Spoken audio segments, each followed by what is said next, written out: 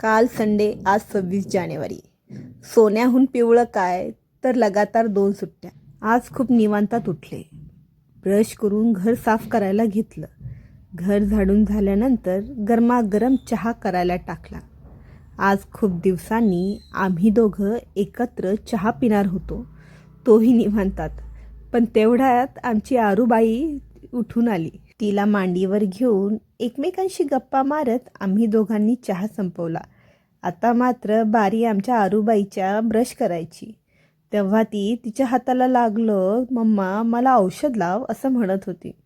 मग मला तिच्यावर खूप प्रेम आलं. एक पप्पी घेतली आणि हळूच तिच्या जखमेवर फुंकार मारली. आमच्या आरूला ब्रश करायचा खूप कंटाळ येतो. कसं तरी रडत पडत ब्रश करायचा प्रयत्न करतच होते की तिचे बाबा ऑफिसला निघाले. त्यांना बाय केलं, पण आता मला सोडून डॅडी ऑफिसला गेले म्हणून ती रडायला लागली. कसं बसं लाडीगोडी लावून तिचा ब्रश केला. आता वेळ होती पेटपूजाची. ऑफिस, घर, कंपनी हे जरी चालत असली तरी मुलांच्या तब्येतीकडे लक्ष तर आईलाच द्यावं लागतं ना. म्हणून एकीकडे दुधीचा पराठा करायला घेतला. आता मम्मा स्वयंपाक करतीये म्हटल्यावर आमची आरू कशी मागी राहणार. मग आमच्या आरूबाईनी पोलपाट बेलणं घेऊन स्वयंपाक करायला लागली. म्हटली, मम्मा मी तुझ्यासाठी आणि भैयासाठी स्वयंपाक करते. आता भैया कोण, तो लालवाला टिडकी. पराठ्यासोबत बटाट्याची भाजी करावी तर आमच्या आरूबाईची डिमांड होती, मम्मा मला अंडा खायचा. म्हणून तिच्यासाठी अंडा भुर्जी केली. तसं आज सोमवार होता. आमच्या घरी सोमवारी आणि शनिवारी आम्ही नॉनव्हेज नाही बनवत. पण मुलीचं मनही मोडावंसं वाटलं नाही, म्हणून तिच्यापुरती अंडा भुर्जी करून दिली. मुलांच्या डिमांडवर मुलांच्या आवडीचे स्वयंपाक करूनही जेव्हा ते तारेवरची कसरत करवतात ना जेवण्यासाठी, तेव्हा एका आईला देवळातले देवच आठवतात. आरूच्या जेवणानंतर आता वेळ होती किचन ओटा साफ करायची. स्वयंपाकाने किचन ओटा खूप घाण झाला होता आणि हफ्ताभर माझ्याकडूनही त्याची डीप क्लिनिंग होत नाही. म्हणून सगळ्यात पहिलं किचन ओट्यावरचं सगळं काढून त्याला स्वच्छ घासून वायपरने पाणी काढून टाकलं. स्वच्छ किचन बघणं म्हणजे आनंदच. मायलेकींच्या आंघोळीनंतर मी डोस्यासाठी तांदूळ आणि डाळ भिजू घातले. आता मिशन कपडे होते. हफ्त्याभराचे कपडे धुवून काही कपडे बाल्कनीत वाळू घालून शेवटी थोडेफार कपडे शेजारच्या जाधवताईंच्या अंगणात टाकायला आम्ही दोघी आलो. हफ्त्याभराचे कपडे धुता धुता माझा पूर्ण जीव चालला गेला. तोपर्यंत आमची आरूबाई खेळत होती.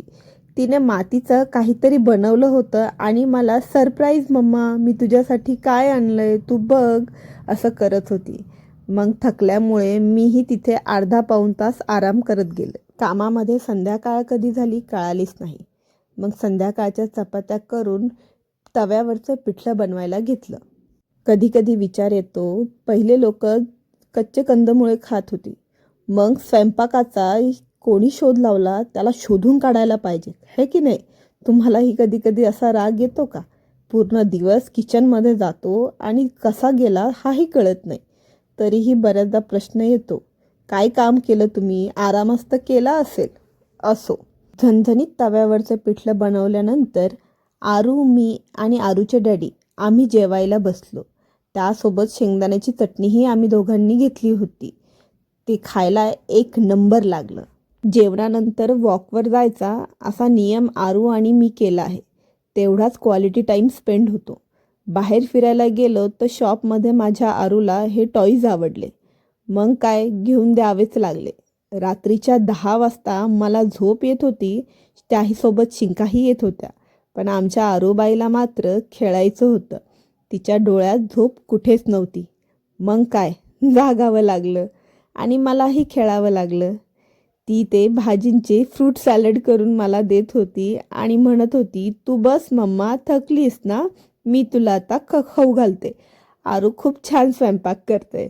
म्हटलं बाई कर तू, जेव्हा करायची वेळ येईल तेव्हा कळेल कसं असतं म्हणून. असो, तुम्हाला माझा व्हिडिओ कसा वाटला नक्की मला सांगा. काही सजेशन असतील तर तेही सांगा.